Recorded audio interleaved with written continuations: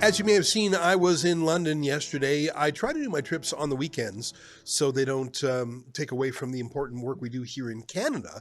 But there's just so much going on over there. I mean, think about the things we believe in at Rebel News: freedom of speech. We're concerned about mass immigration. We're troubled by radical Islam, especially recent expressions of it on our own streets in Canada. And by the way, it's a subject that people are sort of waking up to: the connection between mass immigration from countries that don't respect women's rights and the increase in sexual crimes in Canada, from sexual assault to human trafficking.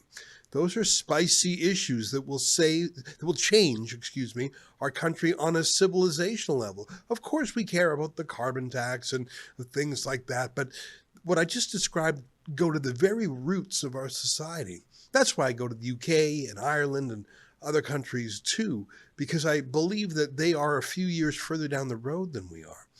Right now in the United Kingdom, I don't know if you know this, but they're debating bringing back blasphemy laws. Now, there were blasphemy laws in the UK centuries ago. They applied to Christianity. Obviously, the new blasphemy laws would apply to criticism of Islam. And of course, that would mean even people who were apostates, even people who disagreed with Islam could get rolled up. And then we saw a little bit of that in Canada when police said criticizing someone for attending one of these Palestinian rallies could be treated as Islamophobia. They're trying to change the laws here. In the United Kingdom, they're permitting cousin marriage. That's another debate. Cousin marriage has for centuries been frowned upon in Anglo societies, but it is the norm in places like Pakistan, and it's coming back to the United Kingdom as well. Women are being erased, of course, not just by the hard left trans movement, but by Islamification. I saw this in Paris after the Bataclan massacre. I saw there were outdoor cafes with no women, chic cafes. If you didn't look who was sitting there, you'd say, oh, this is a lovely Parisian cafe. No, it's just man. I saw the same thing in Marseille. Those countries are further down the road than we are, but not by much. You can see the effect of mass immigration on foreign policy. Macron of France, Keir Starmer of the UK, Mark Carney, all at the same time siding with Hamas. As Melanie Joly said, it's the demographics, dummy. I checked, and let me tell you what the demographics were in a key voting bloc over the course of a few decades. In 1991, and all these years will end in one because that's when the census is. So in 1991, there were 253,000 Muslims in Canada and 318,000 Jews, and the Jews were more established. 10 years later, by 9/11, the Muslim population had doubled to 579,000, whereas the Jewish population just edged up not even a couple of percent to 329,000. By 2011, the Muslim population had almost doubled again, over 1 million. The Jewish population stagnant at 329,000. And the last census in 2021, the Muslim population had almost doubled again to 1.8 million people. The Jewish population stagnant at 335,000. Now, obviously, not all Muslims support terrorism. And regrettably, some white woke leftists do too. So it's not all based on immigration or religion. But tell me a reason more persuasive for Mark Carney to endorse Hamas and the Palestinian state than the fact that there are now 6 times more Muslim voters as there are Jewish voters, if you're just doing it by the raw math, which politicians do. And of course, more than just Jews care about terrorism and care about Israel, but it's a big and important reason for what's going on. Now, in the United Kingdom, again, they're further down the road. They have a new Muslim political party being formed. A half dozen independent MPs ran in the last election on a Lend Gaza Your Vote ticket. Isn't that unusual? They had such large Muslim populations in their districts that they said, vote for me and I will take Gaza to Parliament. And half a dozen of them won. And now they're coming together and forming a new party. And they will absolutely get a dozen more seats in the next election, for sure. And much more importantly, they will panic. They are panicking the Labour Party, which used to have these areas. So the Labour Party is moving so much harder to the left and to the pro-Islamic and pro-migration position to stop the bleeding of these votes. That's why Keir Starmer endorsed Hamas, because of this new Islamic Party. I think this is the biggest issue in Canada.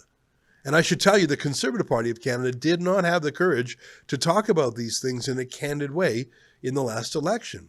They were too worried, as Conservatives have been for 30 years, to come out against mass immigration for fear of looking racist. In fact, there are plenty of video clips of Pierre Poilievre doing the opposite, doing lots of pandering on all sorts of immigration, from temporary workers to students to family reunifications. Here's just a few examples. And we will bring a direct flight to Amritsar.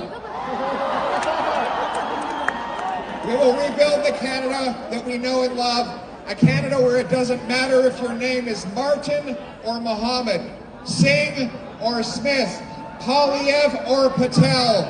Happy to send you. Sat Sri Akal. Good to be with you. Waheguru Ji Ka Khalsa, Waheguru Ji Ki Fateh. Many people thinking Conservative Party of Canada anti-immigration. No, wrong. Yeah, people say that. No. Babji, that's wrong. Okay. Conservative Party is fighting for every Canadian, including our newcomers. My wife is a refugee from Venezuela. Yep. We stand for immigrants. In fact, we want to fix the immigration system that Justin Trudeau has broke. We're going to use common sense. We'll support lawful immigration. We'll make it faster to unite families, bring people to fill job openings, and rescue people from danger. And we'll make it lawful and get rid of all the chaos the Liberals have caused. So when he's Prime Minister, he's going to bring families together. Conservative Party is not anti-immigration party. Support him. Pro-Canadian, pro-immigration. Let's bring it home for Canada. Let's bring it home for everybody. The common sense of the common people united for our common home. Your home, my home, our home. Let's bring it home. Thank you so much. Thank you. Waheguru Ji Ka Khalsa. Waheguru Ji Ki Fateh. Bole so nihal. Sat Sri Akal. Thank you. I mean, there was actually no difference between the Conservatives and the Liberals on immigration going back probably half a dozen elections. And that's because whatever the Liberals would say, Conservatives would automatically say, yeah, we're for the same thing. They would do anything rather than be called racist.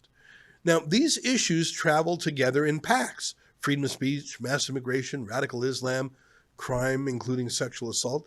And we've had mass immigration before to North America, never on this scale, of course, but when it's the 1900s and you're bringing to Canada tens of thousands of farmers from Ukraine to help settle the prairies, or even New York City's story of bringing in the Irish and the Italians and the Jews by the hundreds of thousands, of course you're going to have challenges with mass immigration. Of course, that's for sure. But it's not going to be like this. I mean, the West and Christianity is being replaced by Islam.